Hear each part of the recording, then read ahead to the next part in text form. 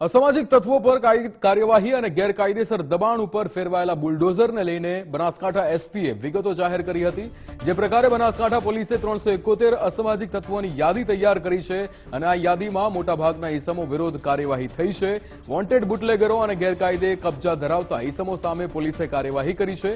અમીરગઢ નેનાવા સરહદ છાપરી બોર્ડર ઉપર પણ પોલીસે ચેકિંગ કર્યું હતું અને કાર્યવાહી કરી છે। સાથે સાથે પાલનપુર ડીસા સહિતના શહેરોમાં જે રીતે જાહેર જગ્યાઓમાં પોલીસે ડ્રાઈવ કરી અને જે અસામાજિક તત્વોની છાપ ધરાવતા હોય તેવા 72 જેટલા ઇસમો સામે પણ ગુનો નોંધ્યો છે। તેમના વાહનો પણ ડિટેન કર્યા છે અને ડીજીપીના આદેશ બાદ પોલીસે કડક કાર્યવાહી પણ કરી। આજે ખોડા લીમડા વિસ્તારના અલ્તાફ સિંધી નામના ઇસમ પર કાર્યવાહી થઈ છે। અલ્તાફ સિંધીએ જૈન લોકોના મકાનો અને જગ્યાઓ પર કબજો કરી મકાનોના તાળા તોડી અન્ય લોકોને ભાડે આપી દીધા હતા। જો કે પાલનપુર પોલીસે અલ્તાફના ગેરકાયદેસર દબાણો પર બુલડોઝર ફેરવી દબાણ દૂર કર્યું હતું અને તેને તોડી પાડ્યા હતા। અત્યાર સુધીમાં 265 જેટલા આવા ઇલીગલ કનેક્શન કે જે ઇલેક્ટ્રિસિટીના હોય કે નળ કનેક્શનના હોય એ લોકોને કાપી નાખવામાં આવે છે।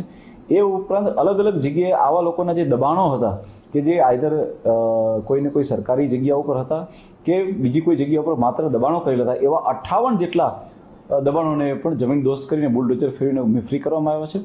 આ સિવાય હજી બીજા 583 જેટલી જગ્યાઓને આઈડેન્ટિફાઈ કરી મામલતદારશ્રીને રિપોર્ટ કરવામાં આવ્યો છે અને જો એમાંથી બી કોઈ પણ વ્યક્તિઓના આવા ઇલીગલ બાંધકામ કે બીજી કોઈ પ્રવૃત્તિ નજર આવશે તો તેને પણ તોડી પાડવામાં આવશે। જમીન ઉપર ગેરકાયદેસર દુકાનો બનાવી, ગેરકાયદેસર ઓટલા બનાવી અને લોકોને જે નાના વેપારીઓને 2000, 3000, 5000 રૂપિયા ભાડેથી આપી દીધા છે।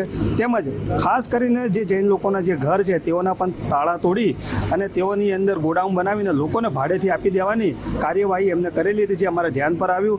તો આજે આ અલ્તાફ સિંધી વિરુદ્ધમાં કડક હાથે કામગીરી કરી અને જે પણ એમને બાંધકામો કરેલા છે ગેરકાયદેસર એ તોડી પાડવામાં આવે છે। નગરપાલિકાનો સાથ સહયોગ, UGVCLનો સાથ સહયોગ સારી રીતે મળી રહ્યો છે।